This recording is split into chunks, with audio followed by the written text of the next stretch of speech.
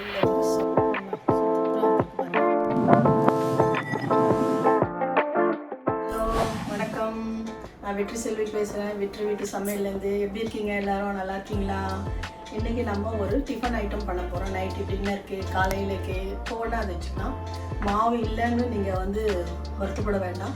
திடீர்னு யாருனாலும் வந்தாலும் இந்த பன் தோசை, இது பேர் பன் தோசை, அது வந்து எப்படி தயார் பண்ணுறேன்னு பார்க்கலாம். இன்றைக்கி ஸ்பெஷல் வந்து பன் தோசையும் அதுக்கு ஒரு கார சட்னியும் பண்ண போகிறேன். அதுக்கு தேவையான பொருளாக எடுத்து வச்சுருக்கேன். பார்க்கலாமா? 1 கப்பு ரவை எடுத்து வச்சுருக்கேன். 3/4 கப்பு தயிர், வெங்காயம் பொடியாக கட் பண்ணி வச்சுருக்கேன், கடுகு, சீரகம், கடலைப்பருப்பு தாளிக்கிறதுக்கு, ஒரு 2 பச்சை மிளகாய் பொடியாக கட் பண்ணி வச்சுருக்கேன், கொஞ்சம் கொத்தமல்லி, 1 கப்பு ரவை போட்டிருக்கேன். இப்போ அதில் நம்ம எடுத்து வச்ச தயிரை அதில் போட்டுடலாம், அரைச்சிக்கலாம். நம்ம இப்போ மிக்சியில் இப்போ ரவையும் தயிரும் நம்ம அரைச்சிட்டோம். இதில் இப்போ மிக்ஸ் பண்ணிக்கலாம். அதை ரவையும் தயிரும் நல்லா அரைச்சிட்டோம். இப்போ இதுக்கு தேவையான உப்பு போட்டுக்கலாம். நம்ம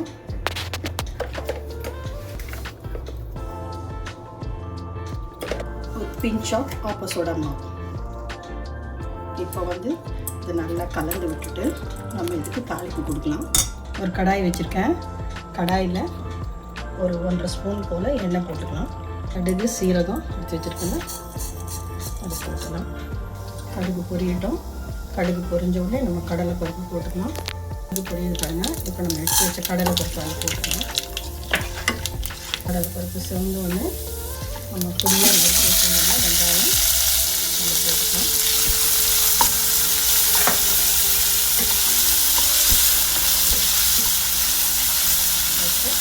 பொடியாக கட் பண்ணி வச்சுருக்க பச்சை மிளகாய் அதையும் போட்டுக்கலாம்.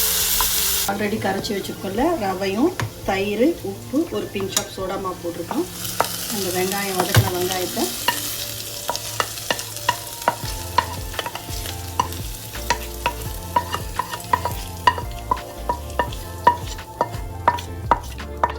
கொஞ்சம் அந்த கடாயில் தண்ணி போட்டு கழுவிட்டு தண்ணி எடுத்து அதில் ஊற்றிக்கணும். பெருங்காயம் ஒரு பிஞ்ச் பெருங்காயம் போடுறேன். இப்போ எல்லாத்தையும் நம்ம நல்லா ஒன்று சேர்கிற மாதிரி நல்லா கலந்து விட்டுக்கலாம். பொடியாக கொத்தமல்லி, கறிவேப்பிலை கட் பண்ணி வச்சுக்கோல, அதையும் அதில் போட்டுலாம் நல்லா கலந்து விட்டுட்டு ஒரு 5 மினிட்ஸ் இது ஊறட்டும். அதுக்குள்ளே நம்ம இதுக்கு வேண்டிய ஒரு கார சட்னி ரெடி பண்ணிக்கலாம். பன் தோசைக்கு மாவு ரெடி பண்ணி வச்சுட்டேன். அது ஒரு 5 மினிட்ஸ் ஊறட்டும். இப்போ அதுக்கேற்று நம்ம ஒரு கார சட்னி பண்ண போகிறோம். அதுக்கு ஒரு 2 வெங்காயம், பெரிய வெங்காயம் கட் பண்ணி வச்சுருக்கேன், ஒரு தக்காளி, பெரிய தக்காளி கட் பண்ணி வச்சுருக்கேன், 6 பல்லு பூண்டு, ஒரு சின்ன ஒரு எலுமிச்சம் சைஸ், ஒரு கோலி சைஸ் புளி, அதுக்கு காஞ்ச மிளகாய். இது வந்து காஷ்மீரி சில்லி. இது காரம் ரொம்ப இருக்காது, ஆனால் கலர் ரொம்ப அழகாக இருக்கும். அந்த மிளகாய் ஒரு 4, சாதா காஞ்ச மிளகாய் ஒரு 3 போட்டுக்கலாம். கடாயை வச்சுருக்கேன். ஒரு கரண்டி எண்ணெய் போட்டிருக்கேன். காஞ்ச மிளகாய் எல்லாத்தையும் போட்டுடலாம். பூண்டு, வெங்காயத்தை போடலாம், அதையும் போட்டுக்கலாம். நல்லா வதங்கணும். உப்பு போடணும்.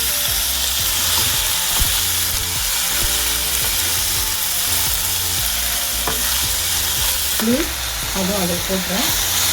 நல்லா வதங்கிட்டு இப்போ ஆஃப் பண்ணிவிட்டு இது ஆறினோடனே நம்ம சட்னி அரைச்சிடலாம். சட்னி அரைச்சிட்டோம் சூப்பராக. இப்போ அதுக்கு ஒரு தாளிப்பு போட்டுக்கலாம். 1 ஸ்பூன் எண்ணெய் போட்டுக்கிற தாளிப்புக்கு பொரிஞ்சிடுச்சு. நல்லா கருவேப்பிலை போட்டு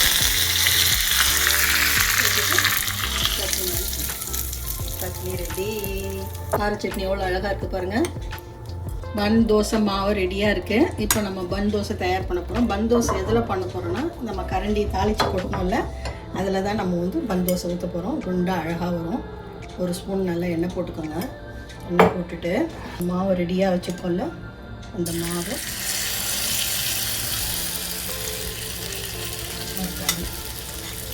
ஸ்லோவில் வச்சுக்கோங்க. ஸ்லோவில் வச்சு நல்லா செவந்த பிறகு திருப்பி போடணும். இப்போ அப்படியே திருப்பி போடணும்.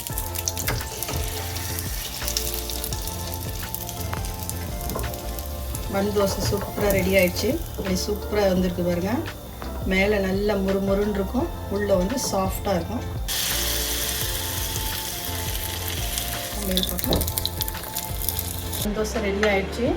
மேலே நல்லா முறுமுறுன்னு இருக்கும், உள்ளே சாஃப்டாக இருக்கும். அதுக்கு ஒரு நம்ம கார சட்னி வச்சுருக்கோம். உங்களுக்கு பிடிச்ச சட்னி நீங்கள் என்ன வேணால் வச்சு சாப்பிடுங்க. நான் இன்றைக்கி கார சட்னி பண்ணியிருக்கேன். அது எப்படி இருக்குன்னு உங்களுக்கு காமிக்கிறேன் பாருங்கள். சூப்பராக வந்திருக்கு பாருங்கள்.